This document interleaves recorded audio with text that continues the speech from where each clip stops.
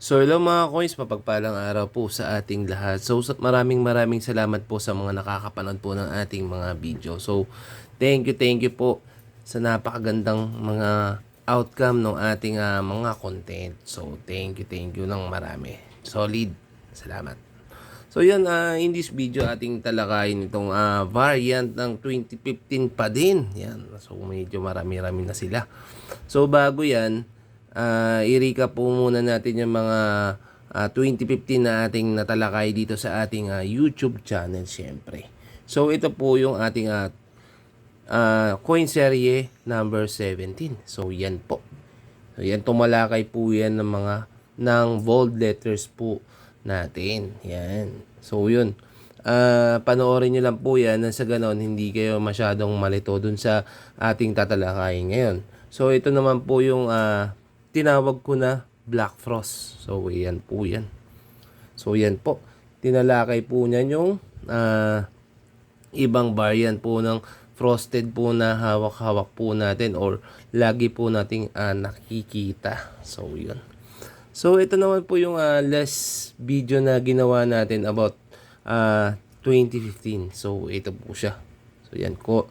Coin serie 75. So balikan nyo lang po mga coins yung mga video na ating ginawa. So may papakita po ako sa inyo na 2015 na medyo kakaiba yung itsura niya. So huwag na natin masyadong patagalin, pabain. So samahan niyo po ako mga coins. So tara, let's go.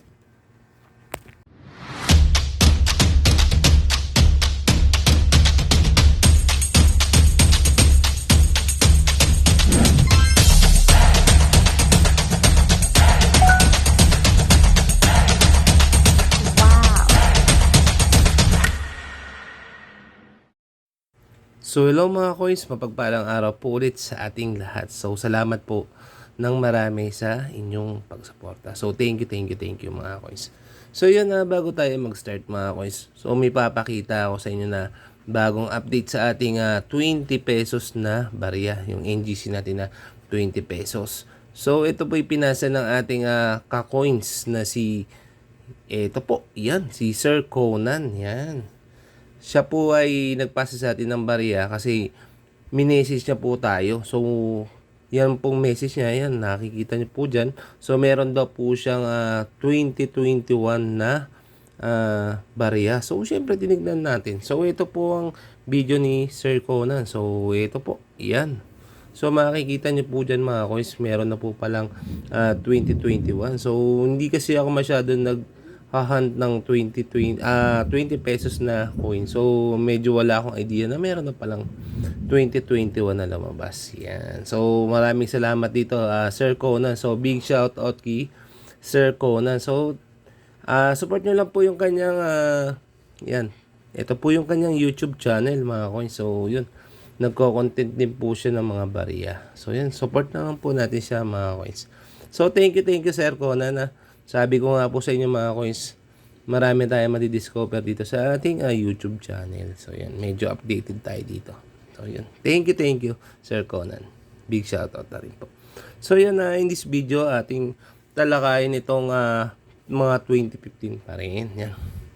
So bago po yan, syempre bigay po muna natin yung mga common variant po niya. So ito po yung iwanagan po muna natin. Yan. So, ito po yung ating die 2. So, kung medyo nalilito kayo mga coins, balikan nyo lang po itong video na to. So, yan. Yung video ng coin series natin na 78. So, yan, tumalakay po yan ng mga die ng barya. So, balikan nyo lang po, recap nyo lang po para hindi kayo masyadong malito about mga variant po. So, most of the time po kasi, yung variant po natin, lalo na dito sa 1 piso, is tumitingin po tayo sa likod or sa reverse ng barya. So, yan. So, ito po yung tinatawag nila na die 2. Yan. So, yun. Kagaya po ng sinabi ko po sa video na yun. So, yung die 2 po, maninipis po yung kanyang script. So, ito po yung katangian ni die 2. Yan. And then, yung harap po niya is normal pa rin po. So, ito po yung ating die 3. Yan. So, unang-una nyo makikita kay die 3, Siyempre, pareho pa rin po yung kanyang obverse or harap ng barya. So, timplahin natin na maganda-ganda para mas makita nyo ng maganda yung toning ng barya. Yan. So, sa likod ni die 3, ito po yung die 2 natin, ha, mga coins. So, ito po yung ating die 3. So, unang-una nyo makikita, medyo malalaki na po yung script niya. Yung mga letra niya na Bangko Sentral ng Pilipinas. And then, makikita nyo po yung kanyang cogwheel. Ito po, yung parang gear is mas bolder na rin po. Mas malaki ng konti. Compared dun kay die 2 natin. So, yung kanyang outer rim, makikita nyo po. Ito po yung katangian ni die 3, mga coins. Yung kanyang outer rim is embossed, malaki, or mas labas na labas. So, ito po yung difference po niya. So, ito po, mga coins, is common po ito, ha. So, yan po. Ito po yung die 2, and ito po yung die 3. So, malinaw po yan. So, ito po yung tinatawag nila na bolder letters or reverse bolder letters. Yan. So, sa obverse niya o sa pinakaharap niya, kung mapapansin po natin, is halos similar lang po siya. So, yan o. Makikita niyo po. Similar lang po. Yan. Then, yung reverse nila and yung pinakalikod. So, mapapansin niyo po kagad is yung outer rim niya, mas thinner itong si bold letters. And mas embossed naman po itong si die 3. So, ito po si die 3 and ito po si bold letters. Yan. So, ito po yung difference po nila. So, zoom natin para mas makita po ninyo yung pinagkaiba nila. I-timplahin natin yung. So, yan o. So, unang-una po natin makikita is yung outer rim po ni die 3. Ito po. And ito po si bolder letters. Yan. Mas thinner po si bolder letter compare kay die 3. Yan. So, yun. Ito po sila. Yan. So, ito naman po yung tinatawag nila na frost or frosted. Yan.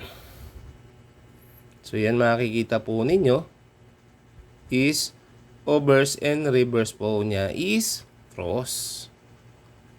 Yan. So, ito po yung medyo may presyo na rin po. So, next nating ipapakita is itong si reverse frost. Yan.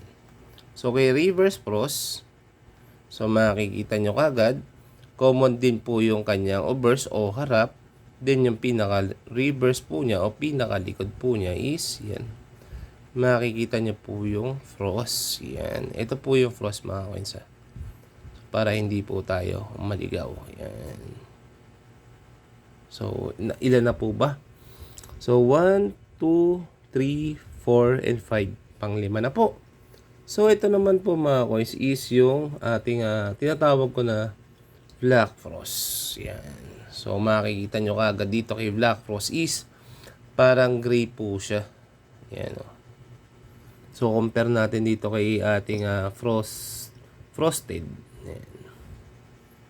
So, yan o. So, makikita nyo kagad. Unang-una, yung kanyang texture. Yan o. Napakaganda. So, yan o. Kita nyo kagad yung details po niya. So, next po natin, dahil natalakay na po natin yan. So, jump up na po tayo. So, balikan nyo lang po, mga coins, yung sinabi ko nga video dun sa intro natin. So, ito po yung tinawag ko na obverse and reverse niya ay bolder letters. Yan. So, yung obverse niya, makikita nyo po, yan. So, yung reverse niya, pinakalikod niya, yan. Diba? So, ito po yung ating main course. Ito po. Ipapakita ko po sa. So, bago po yan, ito po ay galing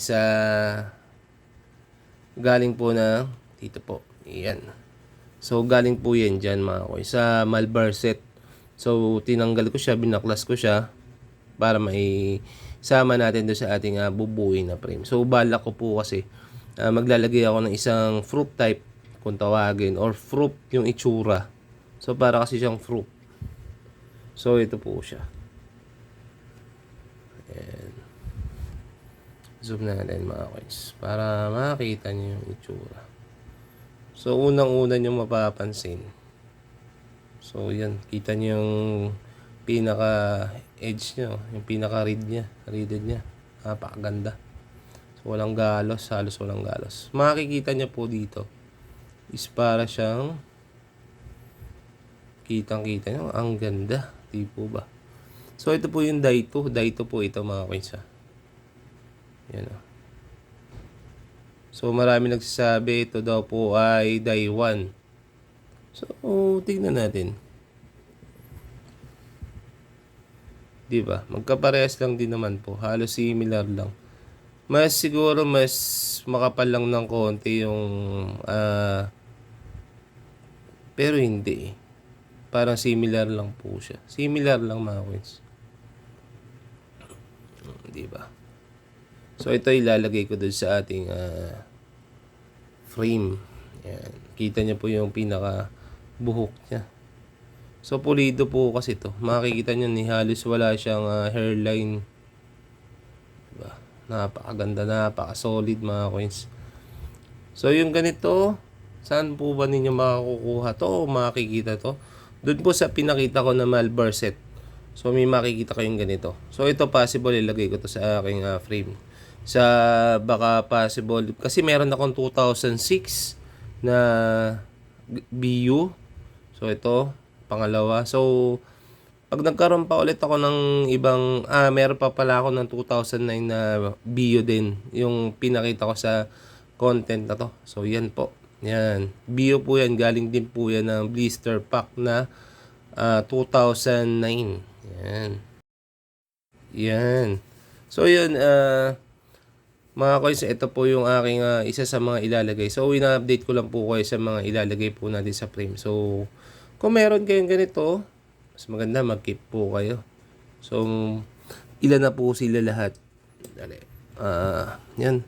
Die 1, 1, 2, 3, 4, 5. Medyo marami na mga 8 pieces na 2005. Ay, 2015. Yan. So, medyo marami tayong ilalagay sa ating coin set. So, yun. Samahan nyo ako sa journey na yan. And then, kung makikita nyo, mapapansin nyo, may mga barya sa ating harapan. So, magla-live ako after nito siguro. Yan. Kita nyo naman. Ito. So, nung nakaraan nakakuha ko nito mga koy sa aking last live. So, ito po yung aking last live. So, nakakuha po ako dun sa mga barya po na yan ng 2005. So, ito po siya. So, yan. Nakakuha din tayo. For the first time, most of the kalamitan po kasi ng mga 2005 ko is binili ko po yan. Kaya masasabi ko hindi pa ako nakakan. So, natuwa tayo. Kaya, trinay po natin ulit kung makakahan tayo. So, sana pala rin swertihin. So, yun. So, yun lang mga coins.